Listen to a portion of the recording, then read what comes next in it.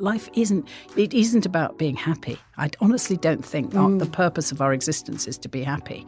But I think it is to be authentic and to be there as part of a community, society, for each other, and working as a whole. Hello, Bryony Gordon here, and welcome to the latest series of Mad World. I'm back with more intimate conversations about mental health, and this time I'm actually able to speak to people face to face again, which is a joy and a relief, as I'm sure you'll agree. And I thought I'd start this series with someone who lit up the entire studio when she joined me for one of the most open, honest chats about mental health that I've ever had the privilege of being part of. And as we were being so candid, there might be a little bit of colourful language. When today's guest was in her 20s, she had a breakdown and was told by her doctor that if she didn't do what she loved, she would never get better. Thank goodness for that doctor's words, because today Joanna Scanlan is an award-winning actress and screenwriter who has starred in and created some of our best-loved shows. The Thick of It, where she played Terry Cleverly, Getting On, which she co-wrote with Joe Brand, and currently she's Ma Larkin in The Darling Buds of May, reprised The Larkins. But earlier this year, she beat off competition from the likes of Lady Gaga and Tessa Thompson to win the leading actress BAFTA for her role in the incredible film After Love. Welcome to Mad World, Joanna Scanlan. Thank you so much, Bryony. I'm genuinely, absolutely thrilled to be here and talking to you, because you are one of my heroines. You really are. Everything you have done in terms of your writing, both in the column and your books, I've read them all. I mean, I've read your column from ever ago. Long before you started your mental health, readdressing yourself as in terms of your own mental health. And I'm a great, big, massive fan. So thank you for asking me. I want to look at the producer and say, can we keep that in?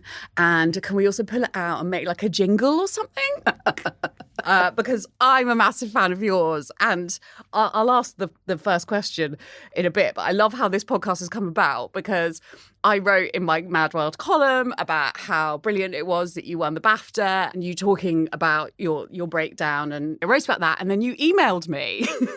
And then I was like, come on the podcast. And here you are, and you're launching our new series. Well, it just means so much to me that there is a place where somebody, and in this case it is you, Bryony Gordon, who have the honesty and the courage to talk about your own experience and the energy to reach out to others. Because I think our own mental health is the sort of subject du jour, definitely. It's a kind of conversation that hasn't happened up till very recently. But it's also something that every single person needs a massive amount of help with. If I was to launch in with a kind of Mad World sort of generalization for myself, it's that you can't do this alone. You know, you can't keep well alone. And that people who are brave enough to put themselves out there are like a hand reaching out. And I've felt that from you for years in your columns and in your books. So nice. I was listening to something the other day by some meditation practitioner, and I can't remember her name. Maybe it was Tara Brach. And that thing of we can't do it alone, we evolved as humans from the I to the we. When we first kind of came to be, we had to be paranoid and, look out for rival tribes. But as time has gone on, we've evolved from the I to the we. And she talks about the most perfect way to see that is illness, I, wellness, we. And it sounds kind of a bit trite, but it does remind me that, because I do have a theory that what all mental illnesses have in common is they work by isolating you, and they tell you that you need to be alone and that you're a freak and that no one understands what you're going through. When the truth is, not only does someone understand what you're going through, but they're going through what you're going through right now. So that does sum up the whole, instinctively when I'm feeling low, I want to isolate, and I know I have to do the opposite. Yeah, and actually you've got to build the muscles that can move you from that place of isolation, the desire to duvet day, smother yourself in custard, and any number of, not picking us up of the phone, all of that, to be able to move from that into some exterior existence with others requires tools, I think. I don't think you can do that without some actual tools and preparation. I'm going to start with I feel like we've already got going, and I feel like we're just going to be chatting all over the shop today. But the question I start with each week is, how are you really right now? Well, I'm obviously excited. You can hear that. So I'm in a state of some excitement. But I'm also feeling pretty good today because I did my strength and conditioning class this morning on Zoom. And I don't need to tell you that the difference of a day that starts or includes some form of exercise is massively different from one that doesn't, in my experience. That kind of, I don't know the science. I can't remember the science. I probably have read it. But whatever happens chemically moves me from a position of solipsism. And so that today's one of those days where I have my class early. And so I have that baseline feeling of can-do-ishness rather than can't-do-ishness. That's it, isn't it? It starts you off. Are you the kind, I have to exercise first thing? I can do it later in the day, but then it doesn't serve the purpose for my mental health. Yeah. It can do, it can help train you for a 5K or a 10K or a marathon, but it won't necessarily help me on my mental and how I see the world that morning. Mm-hmm. I was supposed to do my strength training this morning and I was just really tired. Some days I have this rule that I can do the duvet days lying in custard, right, for like 2 days. But after that, I really need to take action. Can we go back to that? I mean, I love to talk to you about what happened in your 20s. So you grew up in North Wales? I did. How long have we got here? Because it's a long time ago. We've got we can just spend all week here. We can do it in episodes. We could just make the whole series Mad World, Joanna Scanlan, parts 1 through to 8. I'm down with that. Binge it, folks. Yeah, well, I grew up in North Wales and I had in some ways, a very idyllic childhood. The first half, let's say, so the sort of 0 to 10, which was fairly idyllic in terms of the kinds of things that kids like doing. We were outside all the time. I had a lot of animals around me, a lot of nature. I went to a boarding school. Okay, so this is where it begins to go slightly awry. Weekly boarding from the age of 6. What? Yes, sorry.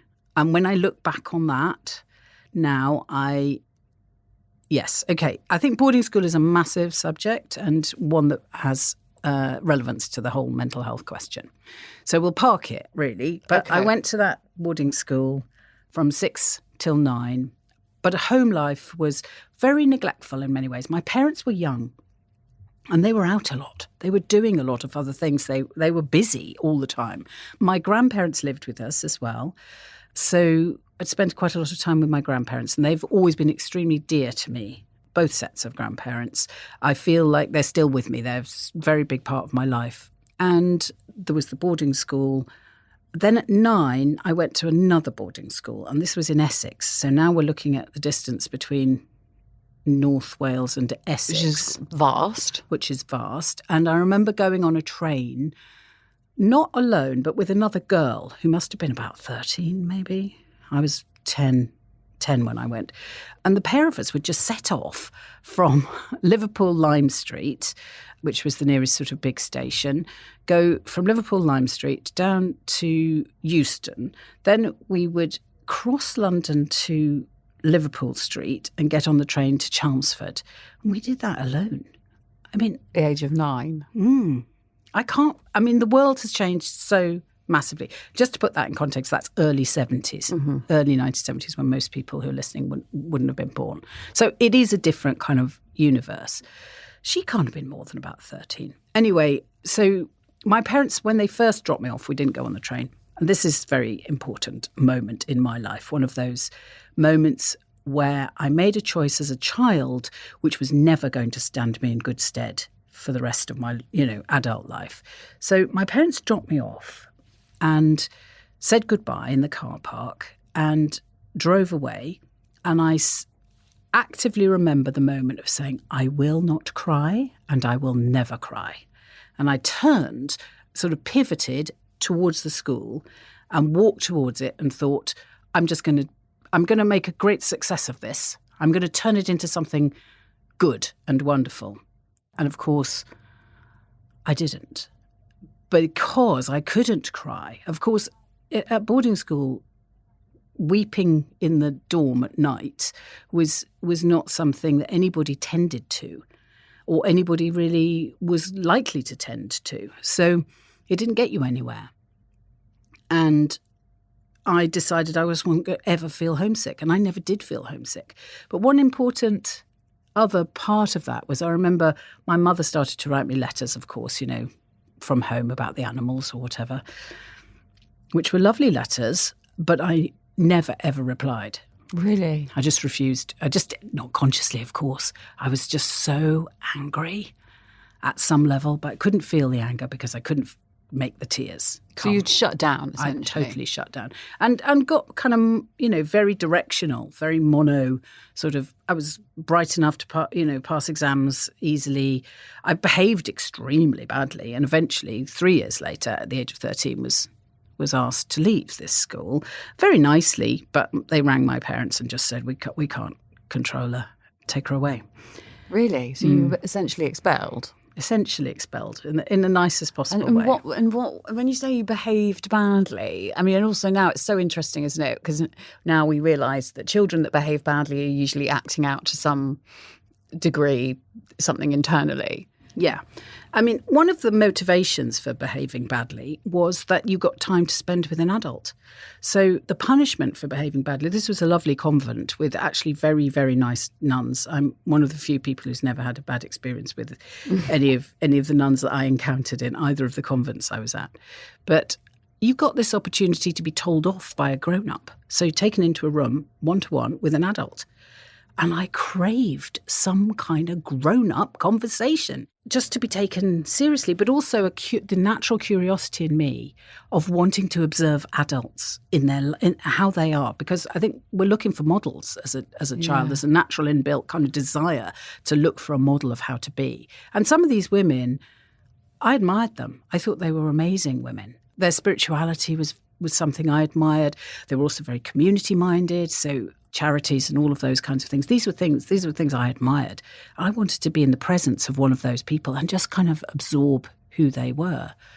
And in the absence of family, that was the nearest I could get. So there was a really big payoff for behaving extremely badly. The bad behaviour went on into the next school.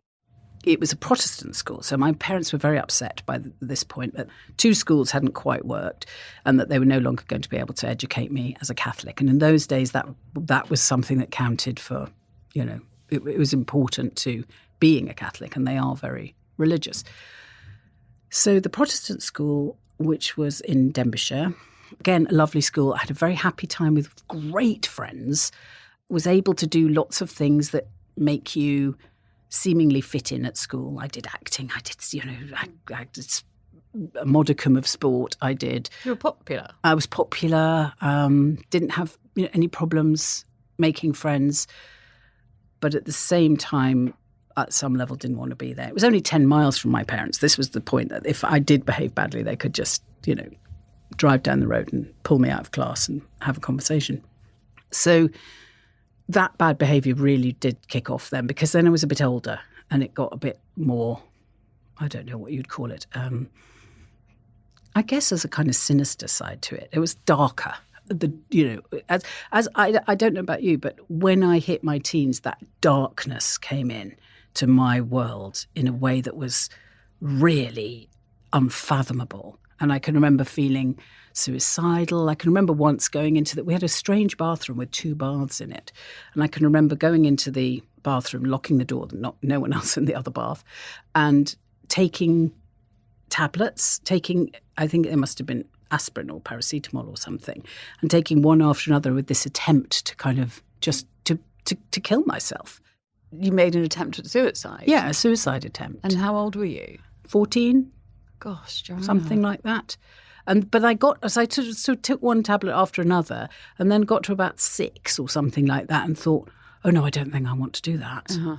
And sort of tidied it all away, emptied the bath, came out again. I would never, I think this is the first time I've ever mentioned or even remembered it. It was so normal to have to manage really huge, dark emotions. It wasn't out of the ordinary for you. I didn't, I can't remember another occasion when I did that, but I did behave in certain ways that took me into very dark places, and the doctor was called a couple of times. I remember being put on Valium when I was not far after that, maybe another year or so, and took them for a couple of days. I can't even remember the incident that would have caused that, but I was taken to a doctor.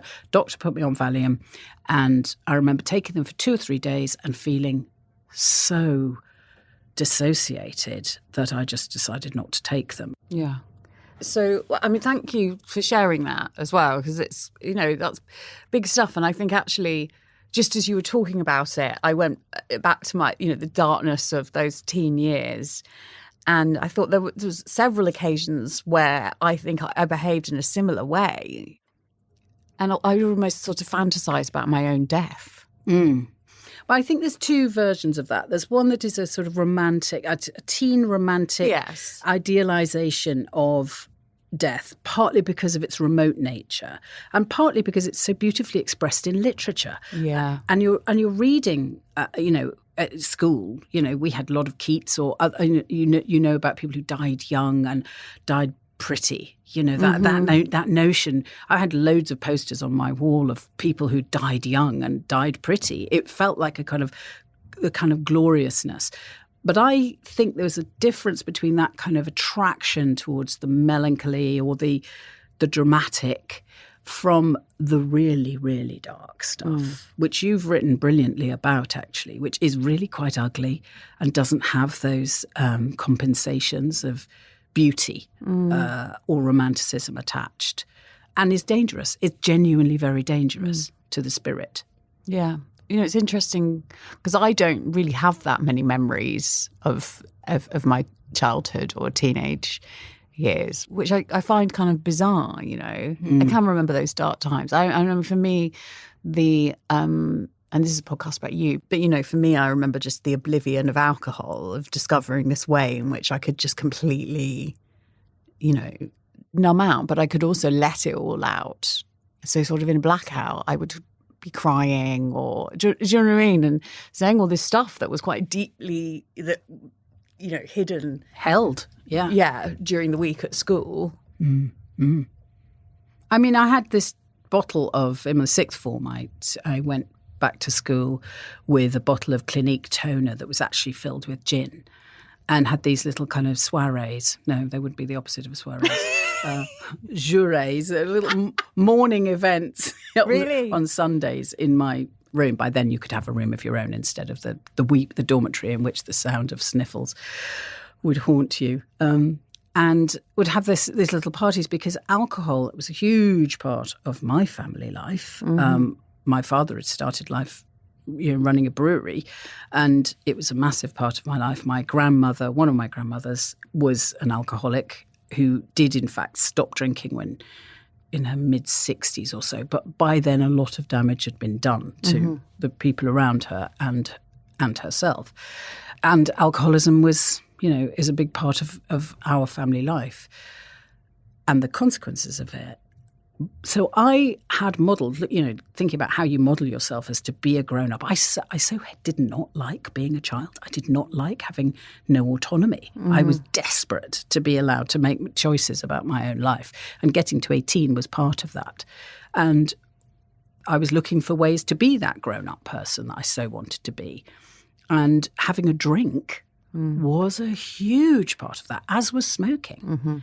I smoked all the way through school from the moment I picked up my cigarettes at I think I was 16. Thereafter, I just smoked the whole way through, out of the window whenever I could. And had these little drink stews, because I thought that was what it was to be a grown-up. This is a bottle of Clinique toner that had gin, but we had no tonic, no ice. no orange juice to put in it. Yeah. I think it was pretty disgusting, actually. But it feels grown up, doesn't it, at the time? It's grown up, yeah. And things have changed a little bit, but not really. I mean, there's still a massive amount of imagery of how sexy, exciting, and cool and friendship-inducing it is to have a drink. Yeah. And then you went to because what I've read previously is that you went to Cambridge and then you spent a lot of your time there just locked in your room, drinking and smoking and avoiding people. The first year, yeah, and that was really as a consequence of the trauma of then encountering men, which in my girls' boarding schools I'd not really done. I mean, I'd had a boyfriend, but it was very limited, the relationship. When I say limited, I mean, we had sex, but it was limited in terms of the real sort of energy of it. And he was a lovely person, I got to Cambridge. It was the first year of women at the college I went to. There was a culture of, it is a form of intimidation. You can look at it you can cut this up so many different ways. You can say, oh, it's just 17, 18, 19-year-old boys, hijinks. Or you can say this is actually really malicious intent. And I'm somewhere in the middle of that, or I vacillate between. But it was, to me, it was a tremendous, tremendous shock. And I found myself needing protection for the first time in my life. All the little tools that I'd used in my girls' boarding school in North Wales weren't going to cut any mustard. Mm-hmm. At Queen's College, Cambridge, where there was a huge amount of sophistication. And I didn't speak that language at all. None of my parents I've only got to. The two parents I have, plus my grandparents, had been to university. So this was a new experience, and they weren't able to really advise me. And I remember ringing my mum up, actually, in the first couple of weeks saying, this isn't very nice. And her not being able to do anything to advise me of how to proceed. And the college didn't know how to manage what was going on. It was really difficult. So my retreat was, I was reading law at the time. Mm-hmm. I just didn't go to any lectures. I just stayed in my room, drank, had a couple of friends who I would drink with and smoke and not wake up till 1 or 2 in the afternoon, start the whole thing again by 6, It was really hopeless. And the point of going to Cambridge at all, this was obviously all the things that people imagine about that university and the Oxbridge experience are not as simplistic as one first thinks, because of course it's a place where lots of people come with very different agendas. And my experience was that I wanted to be there because my mum had heard of Footlights. I mean, it was as simple as that, And you loved acting. And I wanted to act. So that was the only reason to go there. Plus, I was rejected from all the other universities I applied to. So hang on, you were... Because usually it's the other way round, isn't it? Yeah. Oxbridge, say, and then you go to... No, I was rejected from Exeter, Warwick, Manchester, Bristol. And the other one was Cambridge that I put on my 5. In those days, you could apply for 5. I don't know what it is today. And Bristol, Exeter, Warwick and Manchester all said no. And Cambridge said come yes. up. Yeah. But so when, I don't know how much you want to talk about the behaviour that went on, and you don't have to, but I can imagine what kind of quote unquote hijinks / malicious stuff was going on. Well, there was a lot of, prior to us arriving at the intake of that year, there had been a thing that they called the Stag Night. So the end of the previous year, all the boys of the college had got together and held what they called a Stag Night, right, which was, in those days, hiring a cine camera, a cine projector, and having blue movies and strippers and stuff like that. That ended up getting picketed by the women of Newnham College, because that was quite local physically to my college, and had therefore become a bit of a kind of cause celeb in the newspapers that year. So but there was a febrile kind of energy around this new intake of women. There were 39 of us. Mm-hmm. We were known as the 39 Steps. There was a whole thing about how you could climb up the 39 steps. And you can imagine what that involved. There was some the very worst of things that could happen did happen. There was the two incidents I can remember that were, this will sound quite mild, but at the time it was worrying. Somebody climbed in through my window at night. One of the other students, a male student, climbed in through my window, and I woke up to find this person lying on my floor. It doesn't sound mild at all. That sounds terrifying. It was in the middle of the night. And then, and here's the kicker. That person, then I said, "What are you doing?" They were drunk, obviously. They kind of came and sat on my bed, and then they just looked at me and said, "God, you're so beautiful." And I think that way in which, for me as a vulnerable girl, the desire in me to want to be desired matched with the means by which men had access to me was something I couldn't navigate. Mm-hmm. What did you say?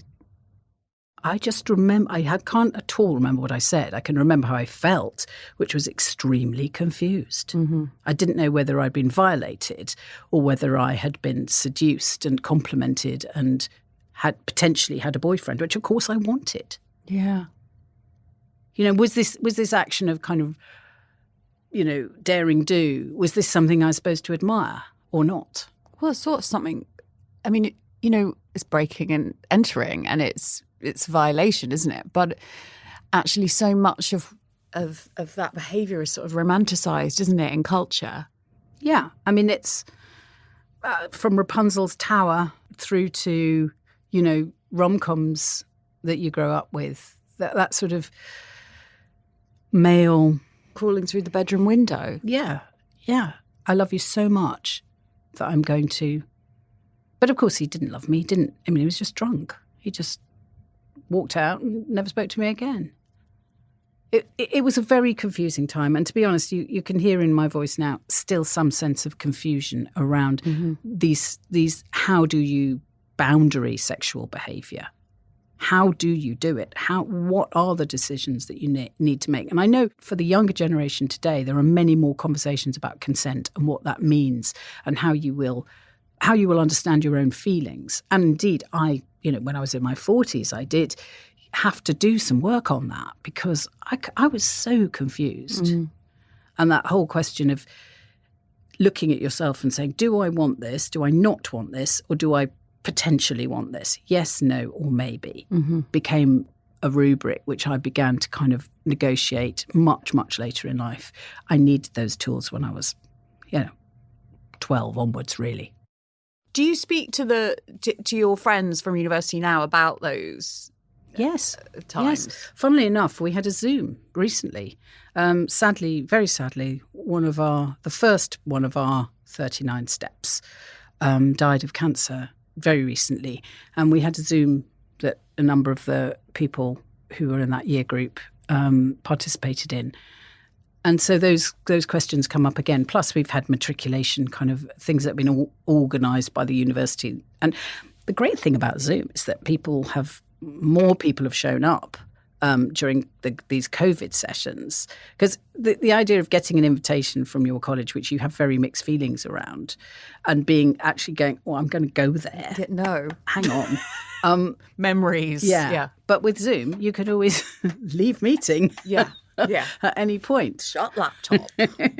So actually, I do think there is a kind of, I think we did all feel, well, I hope I'm not speaking, too exaggeratedly, but I think a number of us certainly felt that it was very tough for us.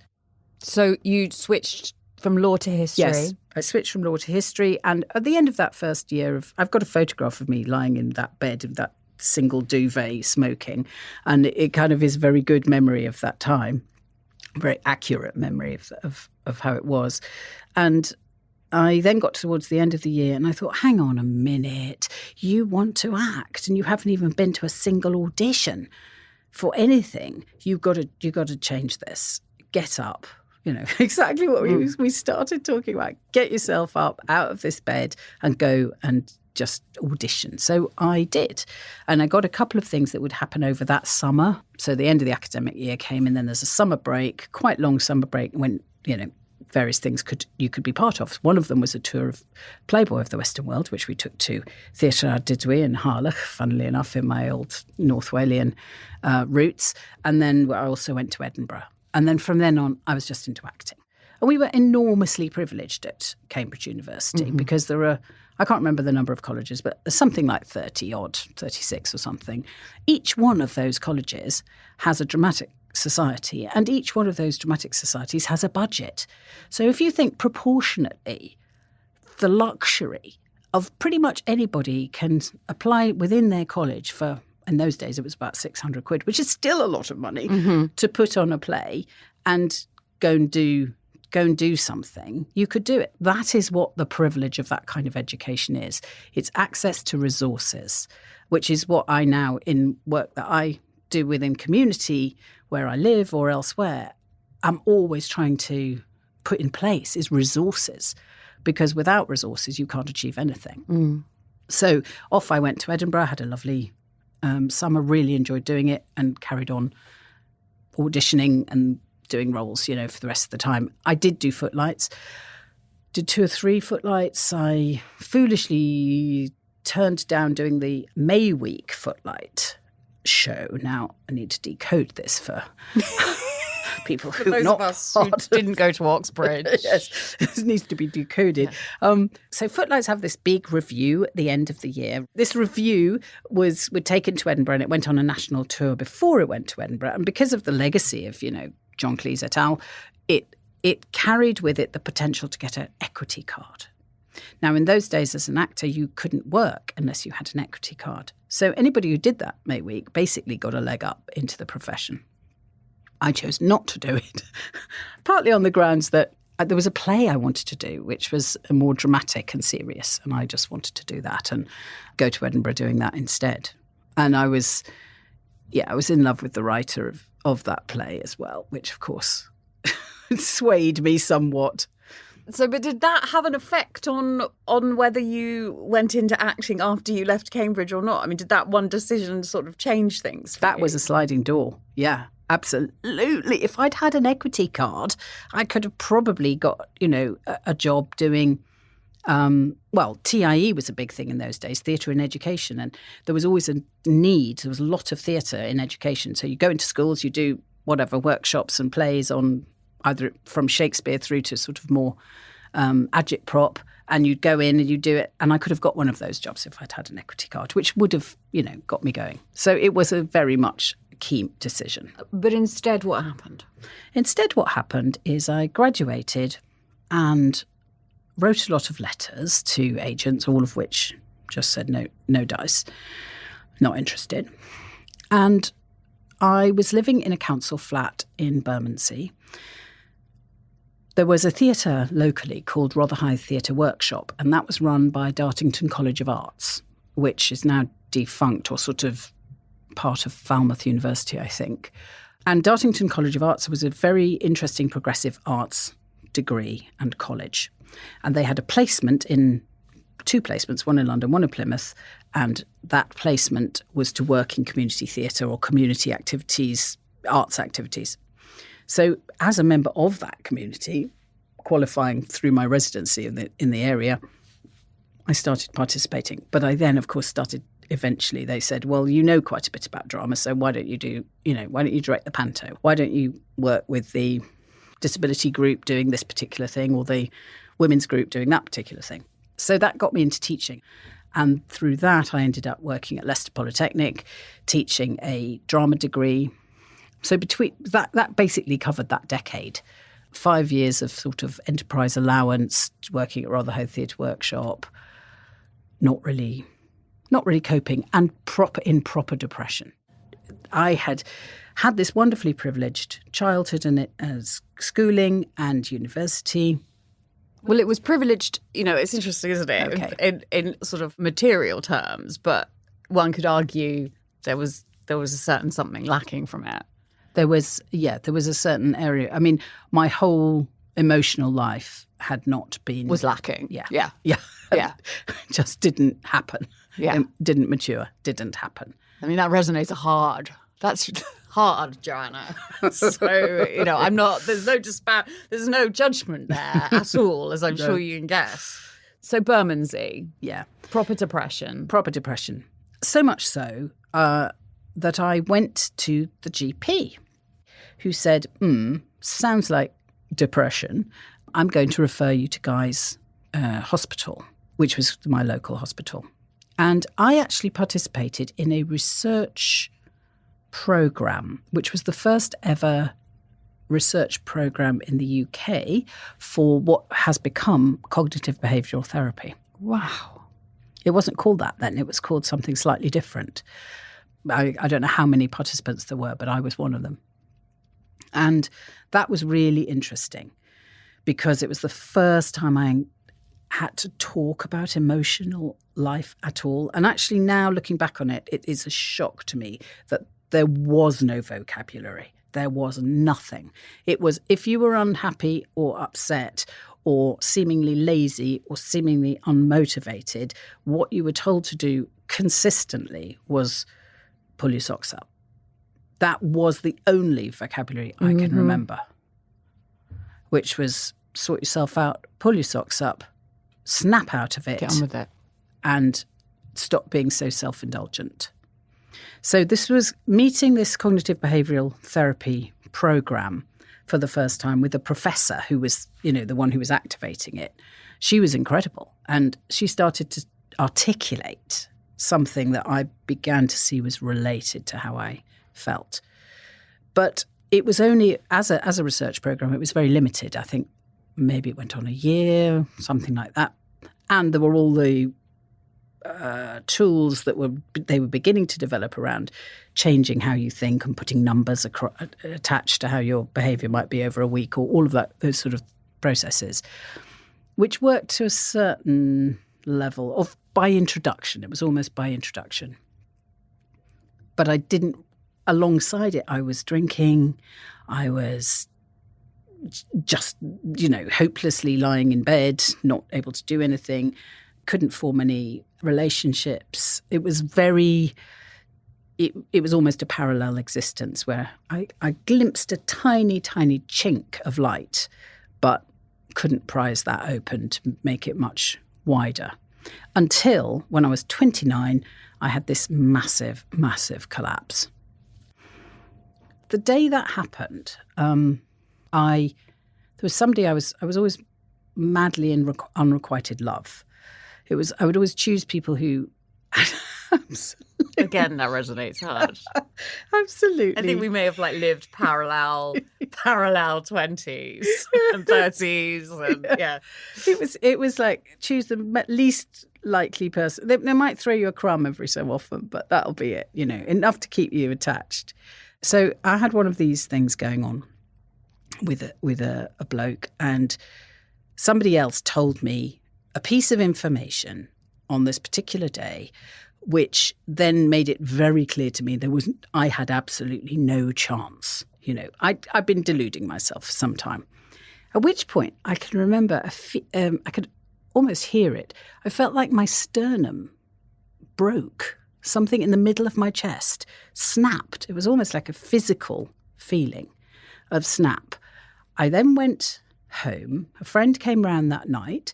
We drank the best of a couple of bottles of wine, smoked the best of a couple of packets of fags, woke up the next morning with what I thought was a hangover, drove to see my parents because it was a university term holidays, and I thought I'll go and spend a week with them at some point, and this was that point.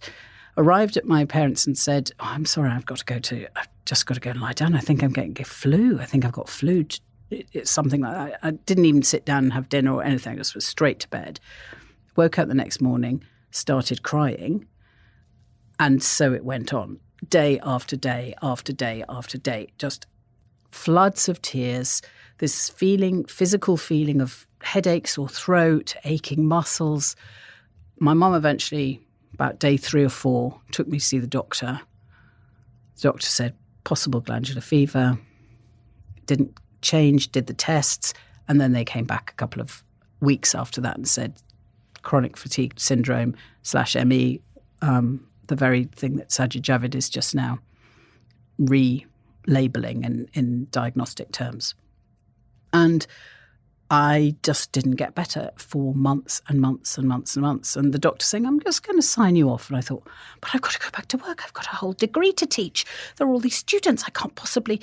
It was also, at the time, I'd bought a house, but it was 91. So the crash of 89 had happened. And this house was now in negative equity. Yeah. I'd bought it for 34,000, can you believe? But it was now worth 12 or something like that. So I didn't have... You had no security. Had no security, and I had a huge debt.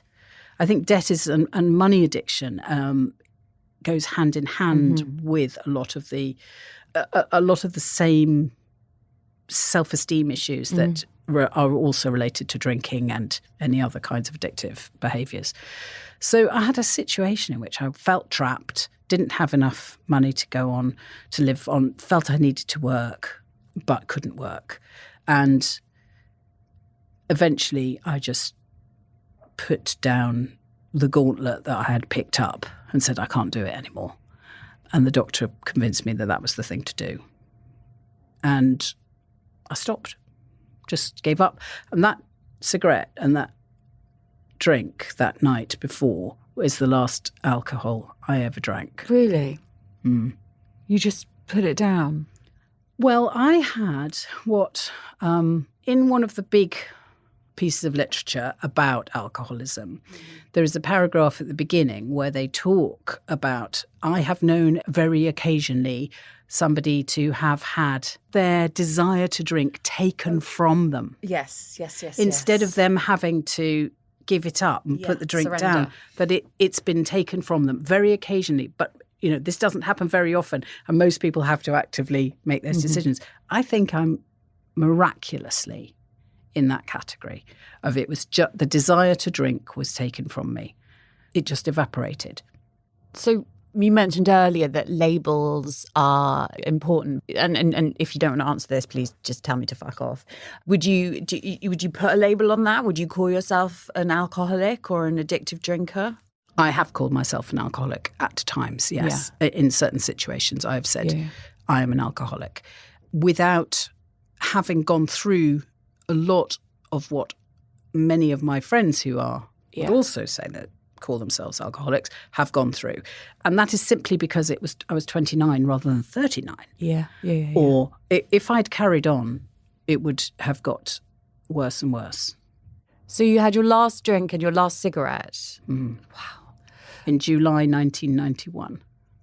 That's amazing. So we're coming up for 30 years. We're over 30 years. I'm very old. Bryony. That's the thing. You're 29. So I was very ill. So I actively had to, I think from the moment I was diagnosed and I put down that gauntlet of life and just said, I've got to stop. I've got to start again. I'm going back to basics. It was no accident that I was with my parents when that happened, because we had quite a lot of rebuilding of the relationship that had been ruptured at the age of 6. Yeah. So it was very important to kind of, for me to talk with them about the fact that I had been absolutely heartbroken by going to boarding school. And you can hear the anger still there. It was heartbreaking. And it needed a massive amount of repair. And I think, I don't know a single other friend of mine who's gone to boarding school that wouldn't say the same. And perhaps now I know that I gather boarding schools are very different these days, but it was particularly harsh, of course, in those days. And for boys, even worse than girls. But the damage is absolutely huge and needs a lot of work to unpick. So I was with my parents. I was able to do all that crying. My mum was mending me with lentil soup. She was literally nourishing me with this soup.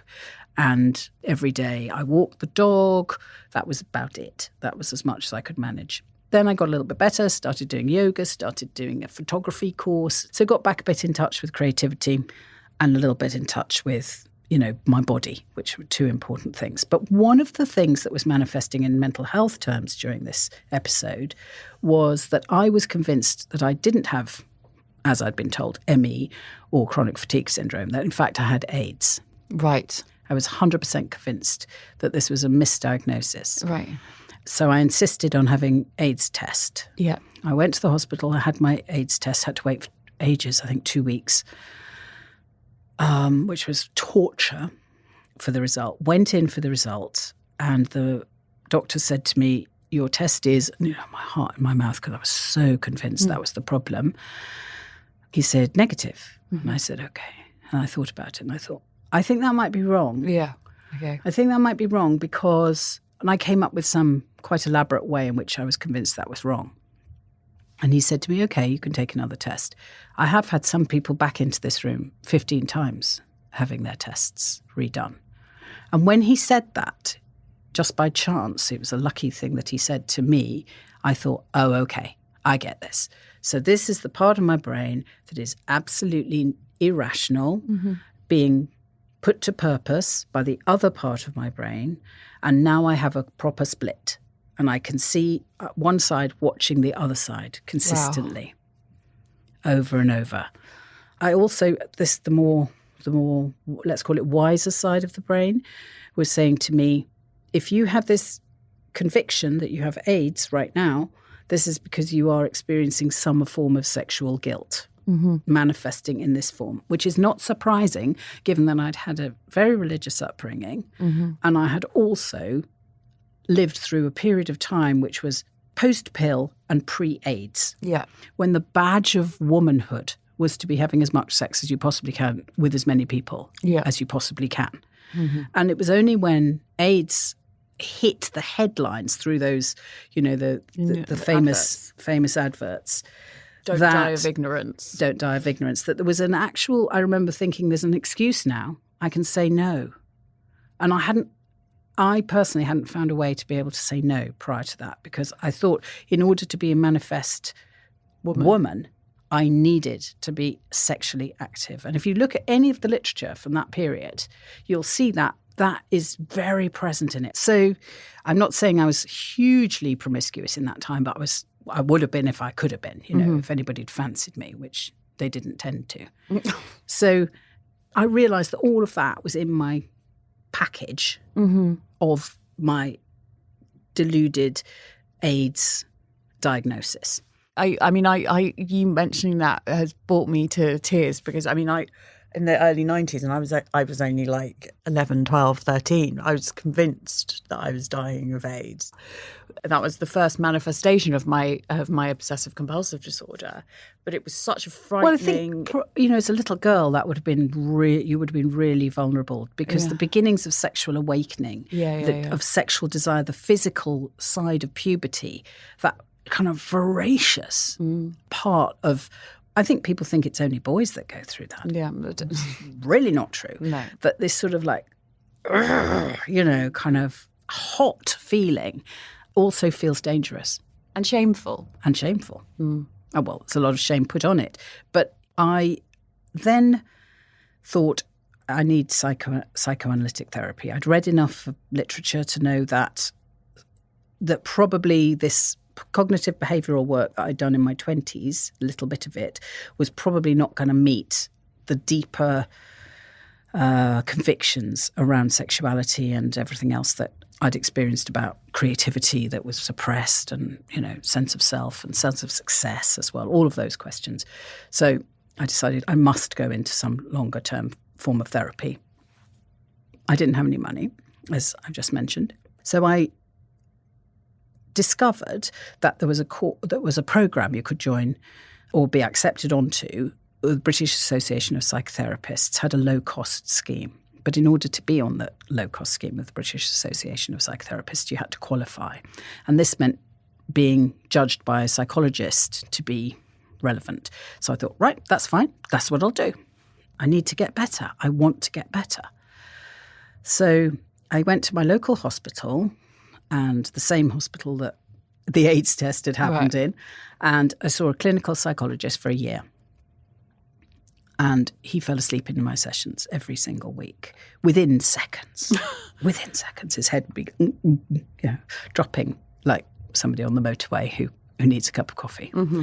And I thought, I don't mind. I don't care. He doesn't have to listen to me because eyes on the prize. I'm going to get into something that that is affordable.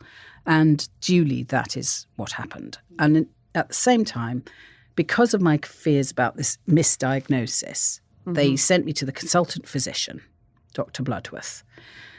Dr. Bloodworth had done any number of other tests on me. I can remember doing my reflexes and my knees going up and whatever. And he sat me down.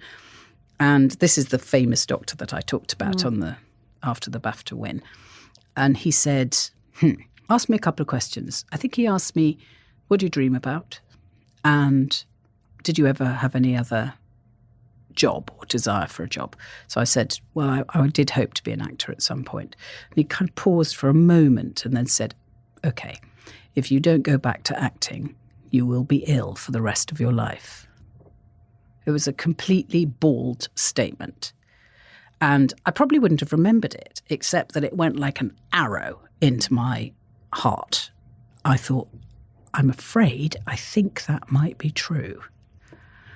And at the time, the last thing I wanted to do was unpick everything that I'd been set up, mainly my numbness, mainly my I'm fineness.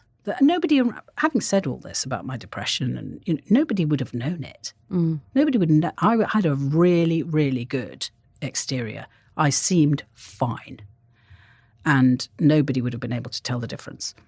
I was so embarrassed. I mean, so embarrassed about all my friends. Well, not all my friends, but a number of my friends were extremely successful by that point. I didn't want to be somebody sort of just, coming after them and saying, oh, well, actually, I think I'd like to do that too. I want a piece of your pie. And just felt excruciating. And in fact, pride, which this is due to, has been a massive, massive barrier to me getting well. I don't like people to see me as being weak or needy or, having any needs at all. That feels totally shameful and embarrassing to me. Really? That seems an astonishing thing to hear from you because you're being so beautifully open. Well, I've learnt that doesn't serve me. So I have to work really hard in the opposite direction. And, I have a very lovely and happy marriage. And bringing my neediness into that marriage and that relationship is the only thing that makes it work. Mm-hmm. Because neediness as well. I hate that term, as well, because it's like you're needy. But we all have needs. We all have wants. I remember once doing an event about mental health, and this mother stood up and she asked a question and she said, my 16-year-old daughter claims to have depression, but I think she's just attention seeking. And my response was, well, give her some fucking attention then. We shame this, don't we? And actually, as you say, that's your heart telling you what you want and what you need. They are basic needs, and it's beautiful that you can bring them in now instead of... But what is that? What is the positive word that is neediness? I can remember once talking to somebody and she was saying, there's nothing wrong with asking a partner for reassurance.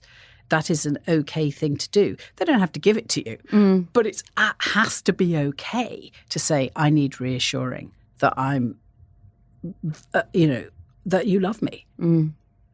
Even that is hard. I couldn't find the words then because it gets so buried. The idea, like that little girl who pivoted and walked away from my parents at the boarding school and said, I am fine and I'm always going to be fine and no one's going to see it differently, is the one who still now, many, many years later, 50 plus years later, finds it difficult to find the words for, I need you to tell me you love me.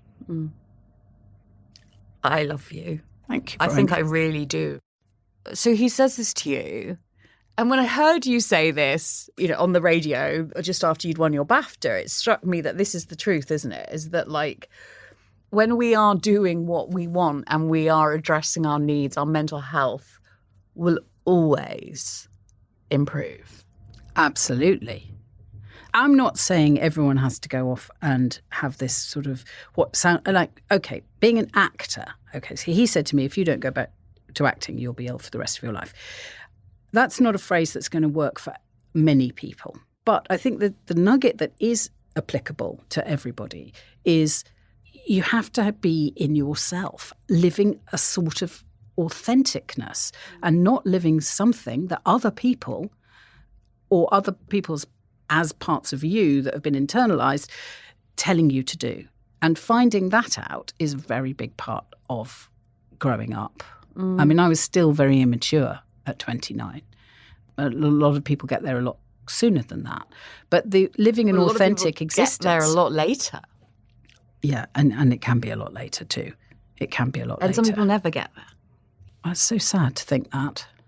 Because I do believe everybody's life is valuable and everybody has something that they've contributed, even if they to themselves and others, even if they're not aware of it. Yeah. But in terms of mental health, that is a personal journey. The healthier you become, the more able you are to utilize identify the tools that work for you and then use them. That said, it can blindside you. You know, so you think you've got it sorted and you're not going to have this deep depression or anxiety episode or any other manifestation of mental unwellness. And then you wake up in the morning and it's there. Mm-hmm. Well, I mean, recovery is not linear, is it? No. That spiral, I love the model of the spiral because you come back to the same place, but differently. You know, the sort of the point on the spiral, and hopefully it is going in the upper direction. The right direction. And I think people often think, because again, we have this notion that we have to be cured or, you know, and then we move on, but actually it's not a failure to have a period where you are in mental ill health. You know, it doesn't necessarily, each time it's as painful as it is, you do learn something new. You do. I hate it because it's because anyone listening now who is in the deepest, darkest depths of depression, you just want to be able to provide with them with the thing that's going to instantly lift them, you know? Like, I wish there was a pill that did that, but it is that thing of like, I really firmly believe a lot of growth actually happens. It doesn't happen in the light. Growth happens in the darkness, right? Yeah, it does. It does. And sometimes it's important to have that duvet day in which you go into the very sadnesses in your being, because you also do need a dialogue with yourself about the fact that life isn't about being happy. I honestly don't think the purpose of our existence is to be happy, but I think it is to be authentic and to be there as part of a community, society, for each other, and working as a whole. And that necessitates engaging in oneself with the darker elements. And sometimes it takes a day of lying under a duvet, feeling that misery and sense of loss before you can, you know, pick up the phone or reach out or get up or make yourself a cup of tea. I mean, I think, you know, we're talking about an instant pill, and there are things, there are definitely things that you can do. I remember a friend of mine recovering from alcoholism, you know, his sponsor had always said, just get up and clean your teeth. Mm-hmm. Make your bed. And that has really stayed with me as a kind of, it can be as simple as just walking to the basin and cleaning your teeth. And it will move you. It will shift you. Yeah. You go to a new horizon.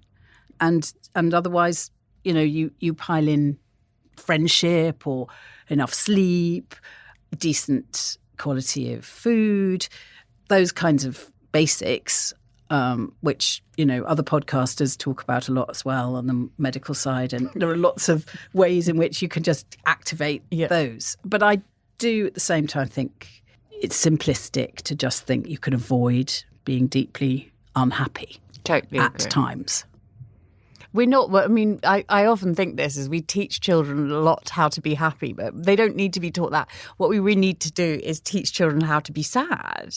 I mean, you needed to be taught how to not shut down and turn away when you were 9. Yeah. You know? Yeah. And it's so important because happy is great. I mean, let's not beat around the bush here. It feels fucking great, but it isn't realistic as a kind of permanent way. And I think when we put it up there on this pedestal, it means when we feel anything else, we feel like we're failing. When we're not, we're just humans. It's just being a human being. When I was at a later point in my life, I worked as a volunteer at Wormwood Scrubs Prison. Really? Yes, on a play programme for looking after children during prison visits. Okay. And it was a fascinating thing to do.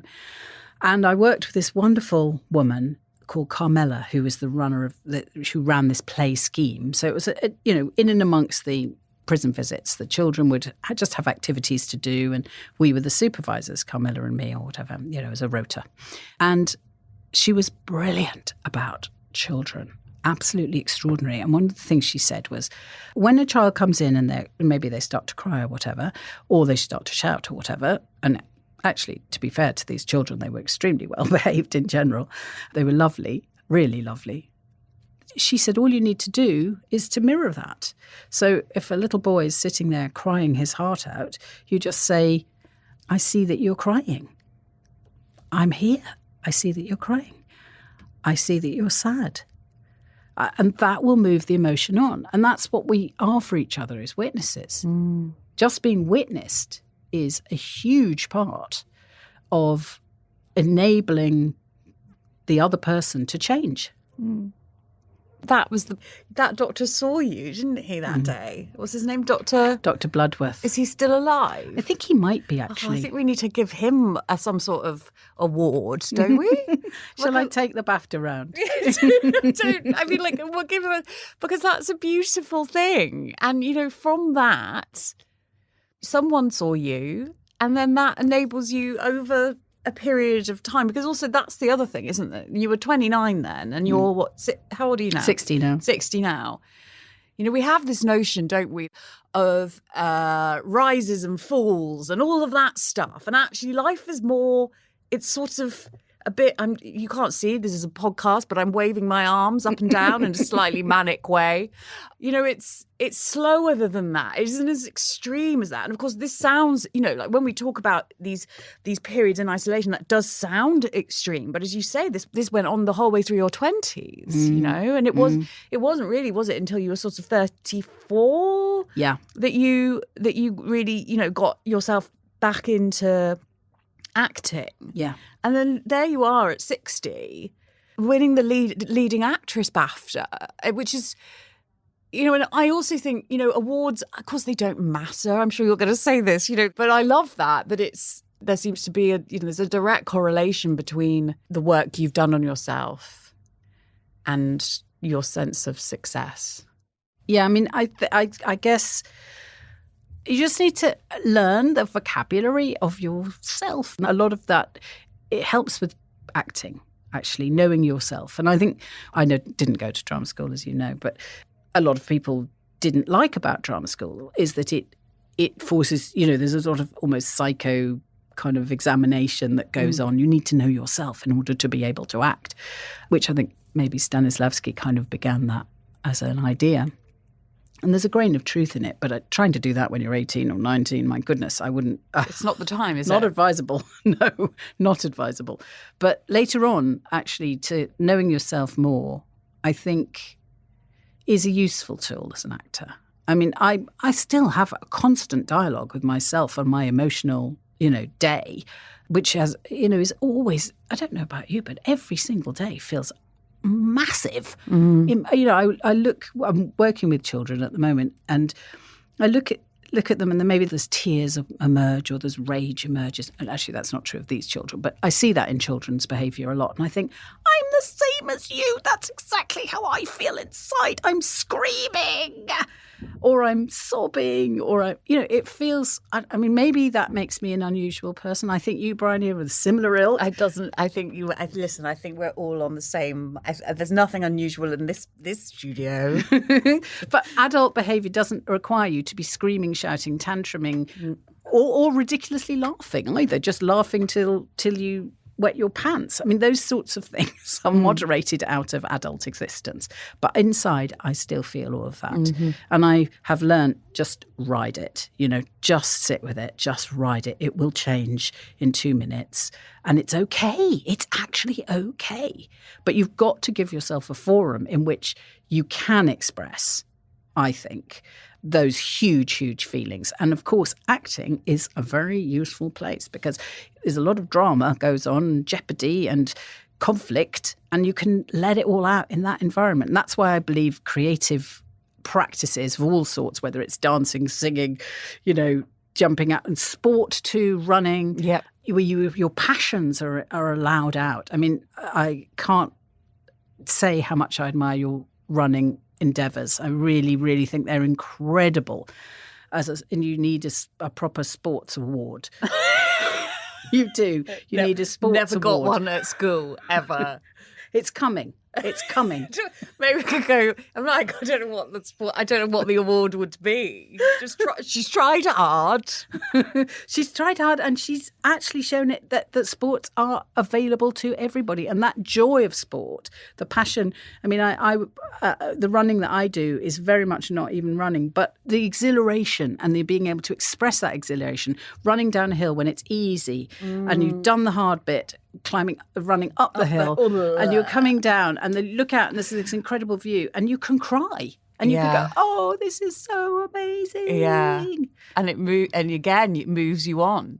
So, I mean, what I'm saying is that big emotions are a part of everybody's life, and repressing and shutting down and closing off and dissociating are all ways in which you will end up with that coming out negatively, and you've got to find sideways, and you've got to find a way to be that passionate human being that you are in some form of expression. So what are the things you talked about, having a toolkit, so in practical terms, what are the things? So acting, creating is really important to you. You write, you have your strength and conditioning classes. What are the other things that keep you going? Right. Okay. So, I mean, these are so basic, but they've become, and they're commonplace now in terms of like the mental health toolbox conversation. But, well, actually, this one isn't. No drink. That, if I was drinking, I wouldn't not be. Listen. Neither of us would have got here today if we were drinking. It wouldn't have happened ever. And no drugs either, by the way. Yes. The two things can go hand in hand. Oh, they do, yes. Sleep. Yeah. Hugely important for me. And even if it's interrupted sleep with anxiety episodes in the night, which I can suffer from time to time, is finding a way to relax through those and realise that rest, if you can't sleep, rest. That's a brilliant bit of advice. That was given to me by actually somebody who was a former heroin addict. Really? And when there was an episode, very bad insomniac episode, and she just said, "It's okay, rest. Just rest through those insomniac hours," which I find that helpful thought myself. Exercise is that big transformer, that pill that you just mentioned, the magic. You never want to do. I never want to do it. Oh my goodness, do I ever want to go anywhere near any exercise? No, I don't. But I feel you never regret doing it. Never regret it. Swimming was a very big part of my life for a long time.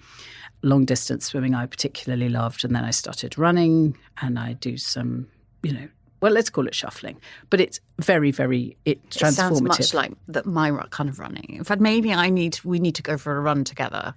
Well, a shuffle together. I would just be. I don't want to slow you down. No, you wouldn't slow me down. You wouldn't. There's no one in the world who could slow me down. I am the world's slowest long-distance runner. Well, I calculated that if I did do a marathon, it would be something like 8 hours or something crazy. Perfect. Let's do it next year, this year, London Marathon. So I do think exercise is a really big part of it. I think friendship. Mm-hmm. I think friendship is so important. And this is something I regret about technologies taking us into the world of text. In the old days, I would have a weekly long chin wag with each of my friends. And that just doesn't happen now. Yeah. And we get to meet, of course, when we can. But that old chin wag on the phone. Oh, my God. Where you talk for hours. Hours. Hello, you. Yeah. And you go, I mean, in the old days, it sort of used to go over the hour point. It cut out at one. Landlines used to cut out and you had to ring again in order. But you go into your second hour, I think friendship and chatting, because now, for me, I think very important. With social media, we feel like we're like in touch with people all the time. And actually, we're in touch with people far less, aren't we?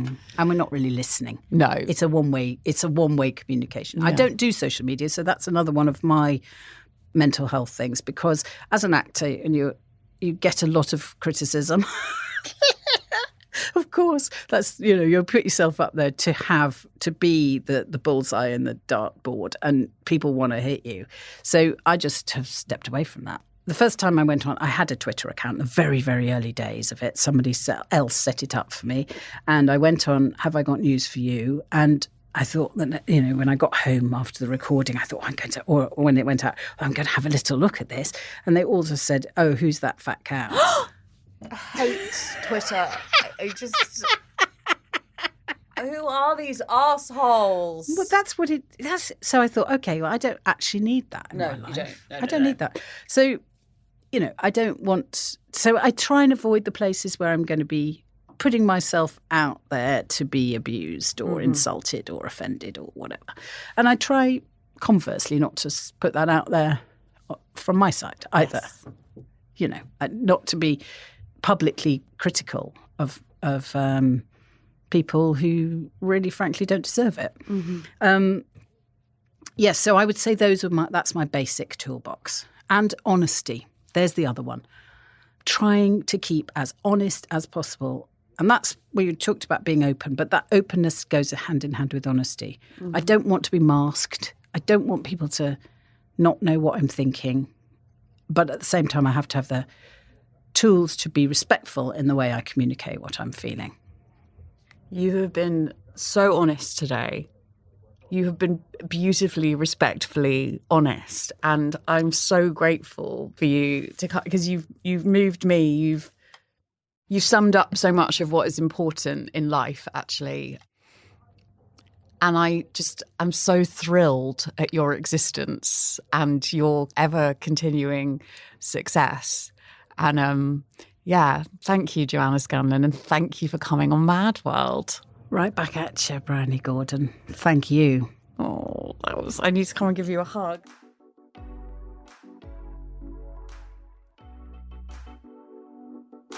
Before you go, please follow Mad World on your podcast app to make sure you never miss an episode. And if you feel like it, leave us a rating and a review. I love to read what you think about the shows and also see your guest suggestions.